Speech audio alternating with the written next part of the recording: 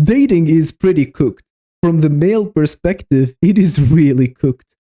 What about the female perspective? I think that it's not. The juggernaut law plus the high libido of men, all these factors have contributed that the men are the one offering and the women are the one choosing.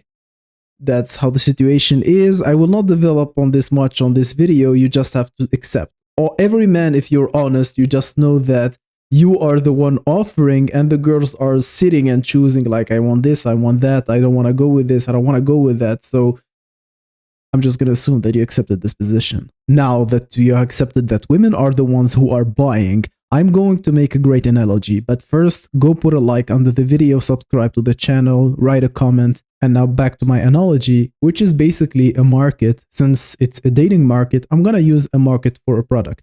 Let's say you are in the market for a phone. You want to buy a phone. You go there and you see a bunch of phones with different prices, and you don't know the quality of each phone. So you ask, what's the camera on this phone? What's the battery on this phone? Like, you ask different questions, and everyone has to advertise his own product. So basically you have the value of the phone and the skill and the budget to advertise it. So these are two components that factor in the pricing of the phone and whether it's going to be successful or not. Okay, now imagine if the government issued a sort of rating that is objective, that now every phone manufacturer has to write all the specs on the phone with a star rating. For example, this phone is 4 out of 10.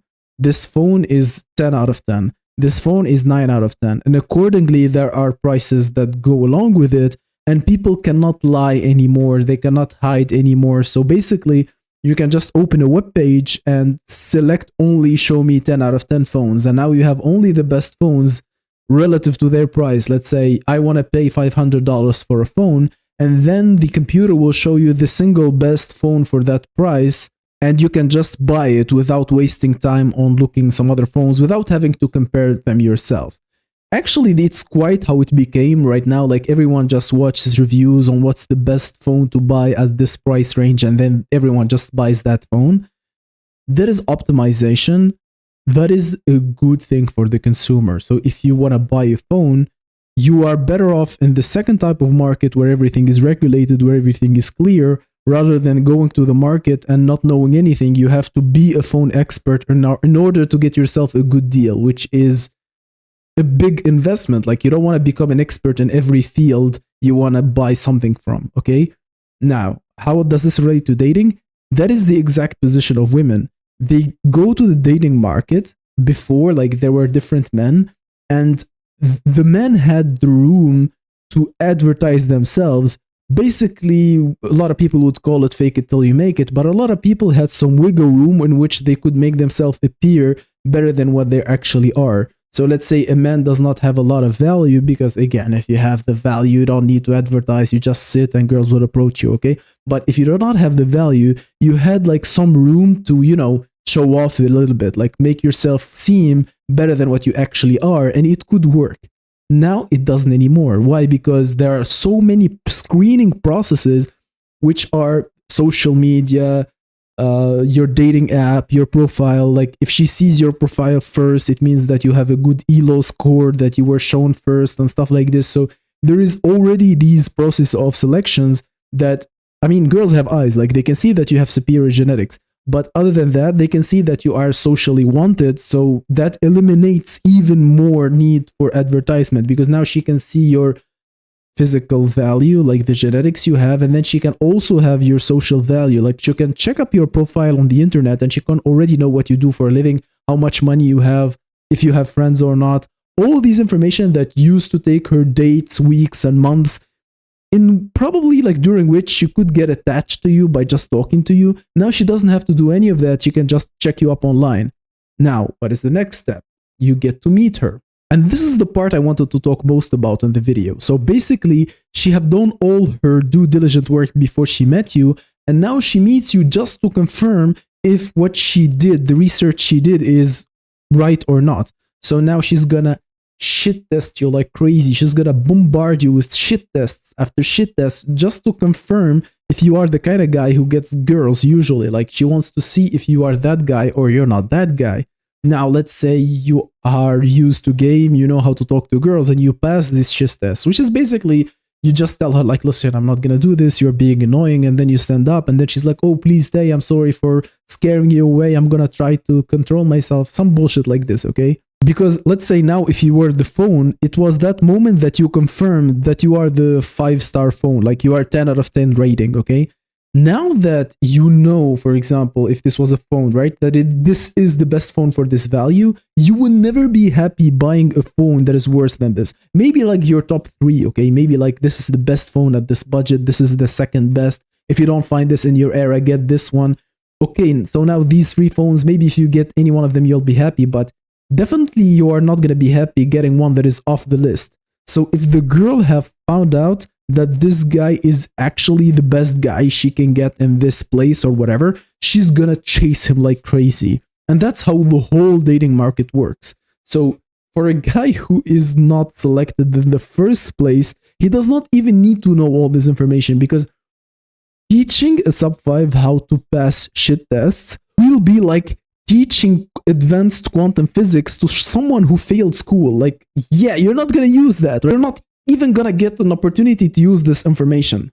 And this is exactly why I recommend taking a cutthroat approach. If you are on a date, you find yourself on a date, like miraculously, okay?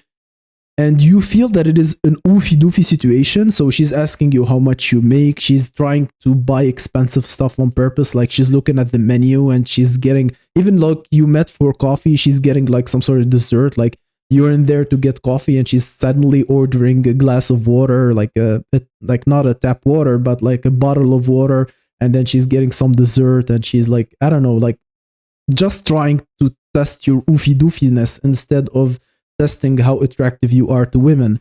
If you feel that you are in a such situation, just get up and leave, okay? This is the advice that I would give you. If you are ever on a date and you feel that it is an oofy doofy situation, you just stand up and leave, or tell her like, listen, I'm not looking for this. You don't seem like you're interested in me. So I'm just gonna leave. Thank you for your time. Bye-bye. Because I know guys like AMS who in the past used to recommend this strategy. I was like, okay, she can see you as a beta bucks provider, but that is okay because you can still bang her 3 times before you let her know that you're not gonna pay for her stuff. Yeah, that used to work. Not anymore. Now girls ask for money in advance. Like, let's say if girls like 10 years ago, she would like sleep with you twice before she asks you to Venmo her $200, right?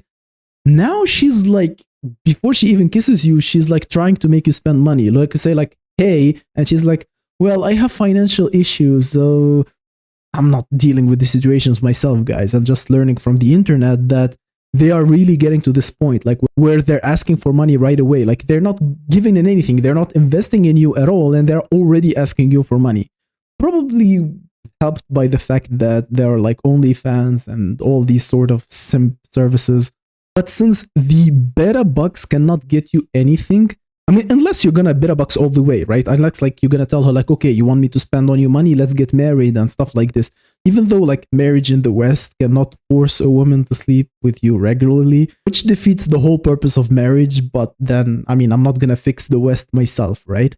Fix your own problems, guys. But I really go back to the conclusion that is quite brutal, but only the top men should be dating. Like only the guys who get girls genuinely attracted to them should be going on dates. Like walks, coffees, maybe restaurants if you can afford it, right? Why not? But only guys who get that sort of attraction should be on dates. If you are not genuinely attractive to women, if you're not like the top 5-10% of men, you should not be going on physical dates. Like that would be, I know that like the top 1%, he does not need to go on dates because he can just order girls to come home to him right away. But let's say she's a high value girl, like say she's very attractive and you want to be with this attractive girl, even as a Chad yourself, you will have to go on dates, and that is acceptable. Let's say you're a Chad light and you want a high tier Becky, you go on the dates, that's fine. But if you go on a date and it is like, how much do you make? Do you want to buy stuff, this and it's just like some financial bullshit, like asking you all these financial points. Yeah, man, just get up and leave. I'm sorry. It's like the whole experience is over for the majority of men, for the vast majority of men.